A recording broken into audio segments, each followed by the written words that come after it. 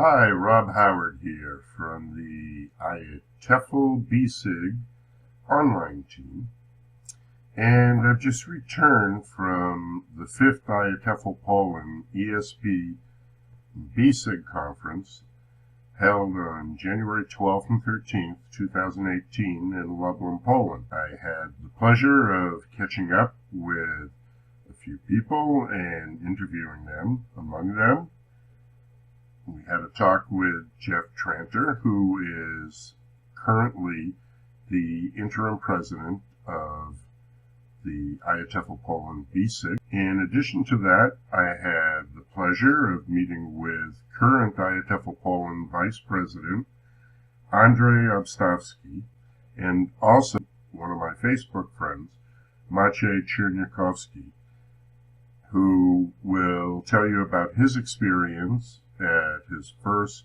IATEFL conference.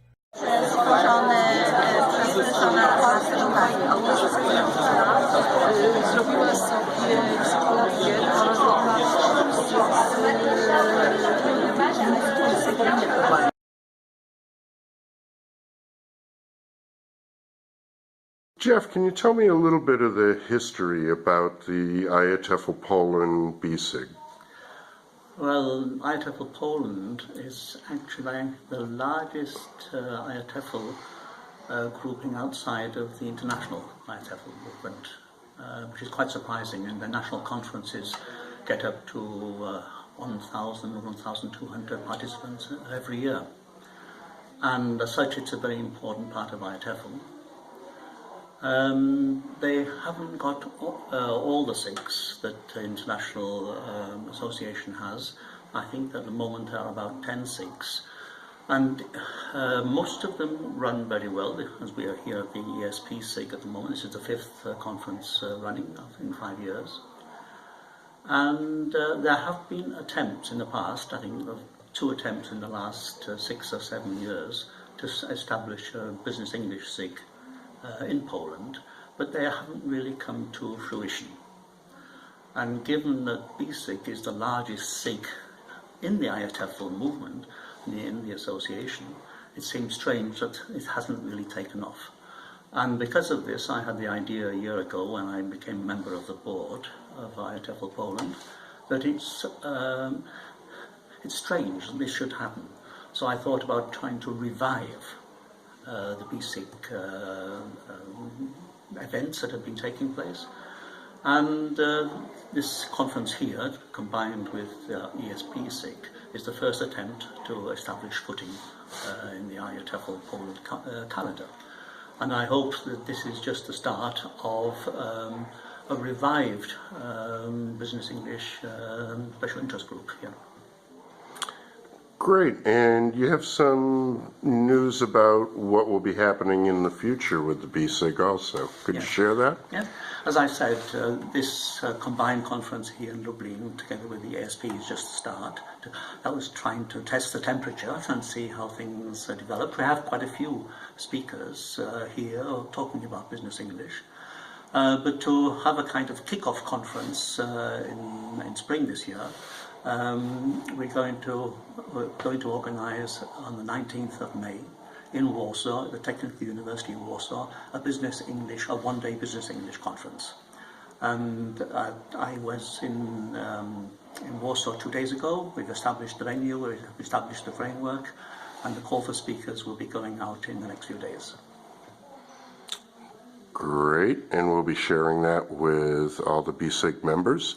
All the BESIG members. I have contact with the IATEFL BESIG board, and I'll be meeting one of the members of the board in Switzerland next weekend, and we will then talk about details. And can you tell me about this pairing of BESIG and ESP together, and why you saw this vision that it would be a nice match? Well, there's a very interesting question there, because what is the red line between ESP and Business English? And if you look at the pages on the internet, the BESIG page and the ESP page, they all seem to refer to each other. The question is, are Business English and ESP on the same level, or is Business English part of ESP? What is the background to Business English? Is it the same as English for occupational purposes? And there are so many acronyms and abbreviations flying around that it's quite interesting to talk about Business English. And as I said before, this conference here, this combined conference, was sort of testing the water to see to what extent they do have a common interest, and I think that the program shows that they do. But I also think it's important to establish a Business English identity. I personally feel it's more than simply Business English, because Business English is a very ambiguous term. I was thinking more in terms of English for occupational purposes, not only in business life but also in other areas of professional life. So that is why the conference, the kick-off conference, as I like to call it, in Warsaw on the 19th of May, will try to establish a special identity for Business English in Poland. Well, hopefully this conference will be the success I am looking for. And Poland is actually a very large country in area, and it's going to be important not only to have this meeting in May in Warsaw, but to go out into the provinces, because places like Szczecin and Gdańsk and Krakow and Rzeszów are quite a long way. So my plan would then be, following on from the conference in May, to work together with the regional organisers, the regional coordinators for all these areas in Poland, and try to establish similar conferences, be it a one-day conference, be it a half-day conference, to make people aware of the fact that Business English is an important part of teaching in Poland, and that the special interest group will support teachers and can support teachers in giving lessons, teaching Business English in Poland. Great. And one last personal question. Is Business English with a capital or a small b? That's rather like asking, is Catholic with a small c or a large a capital C? I think that depends. It's a philosophical question. Mm-hmm. And that is, I don't think, a question that you can answer with a clear yes or no. I personally believe that the word business in Business English should refer to far more than the type of management English which people often understand. And you can see this from the materials, you can see this from courses. Business life, professional life, occupational life is more than just boardrooms, meetings, negotiations. Great. Tell me a little bit about the conference. Are you happy with the turnout and everything that's happened? Well, in the past years, the turnout was a bit bigger. I don't know, this year there is a bit fewer people, but still, I think it's okay. I mean, considering the season and the part of the year, and I think one of the reasons is also that Warsaw is quite near, and winter holidays just started. Mm-hmm. So probably some teachers just left for the mountains. But yes, well, we've got something like, I don't know the exact figures, well, the local organizers know them, but I think there are about 6 people. Mm-hmm. Right. And how do you think the mix went with ESP and BESIG? Was it well, nice this mix-up was Jeff Trunter's idea, because, well, a few months ago he decided to revive the BESIG in IATEFL Poland, because we hadn't had it for some time. And well, Business English is a quite important part of teachers' jobs. I mean, a lot of teachers are involved in teaching Business English, in company teaching and things like that. And Jeff thought it would be a good idea to combine BESIG with ESP SIG, especially that this conference has been quite popular for well, 5 years now, right?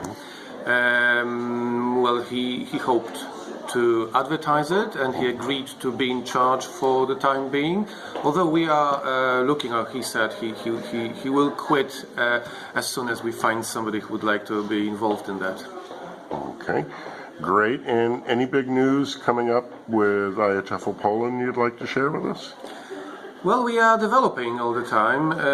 We have new SIGs, new regions. We try to have as many regional representatives as possible. The idea is that we have the local people living there, knowing the market. Or maybe the market is not a good word here, but we are a non-profit organization helping teachers. Teachers for teachers is our motto, right?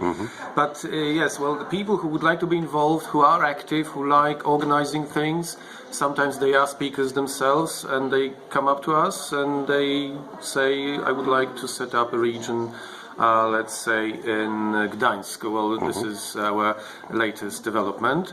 One of the teachers there asked us to start a new region.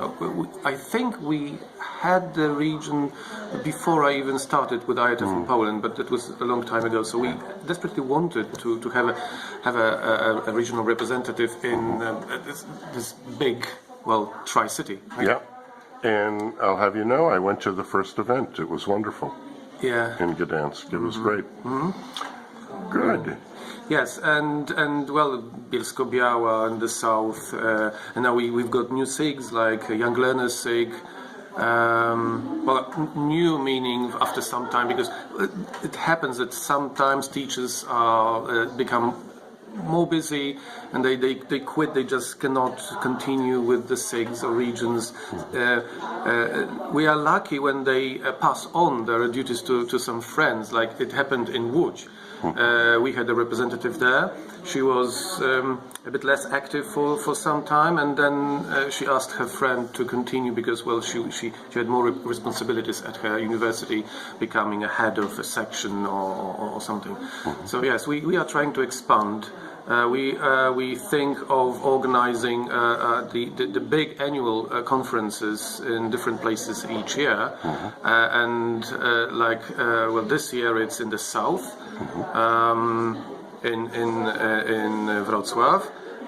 Well, last year we had it in the south too, but 2 years ago it was in Szczecin, my hometown, so in the north, and now 2019 we are going back to the seaside, to Gdańsk. And I'm excited. I'll be there. Very good. You're welcome. Thank you so much. Thank you. What drew you to the event? I don't know, I just like going to conferences, I suppose, and this was a great occasion because IATEFL came to Lublin. It was a very good occasion to meet people, and I think this is actually the most important thing, this kind of networking, so you can get to know people and then you can cooperate with them on some other projects. I think this is the most important thing, and at the same time you can kind of systematize your knowledge, listening to more experienced teachers, to learn what they do in the classrooms, how they get prepared for classes, how they design their courses, and to verify my own approach to teaching, whether I do things in a good way or not. What do you think overall of the conference? Was it good for you? I think it's really good. I mean, some of these presentations were really inspiring. Even if I don't specialize in things that our speakers discussed, I was actually able, to rethink my own way of teaching, mainly legal English. And actually, during one of the presentations, I actually made some notes on my own classes.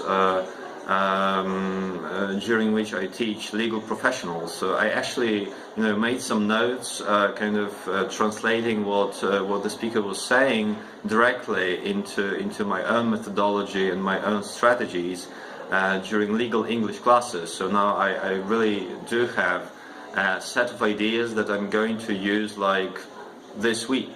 right? Teaching legal professionals.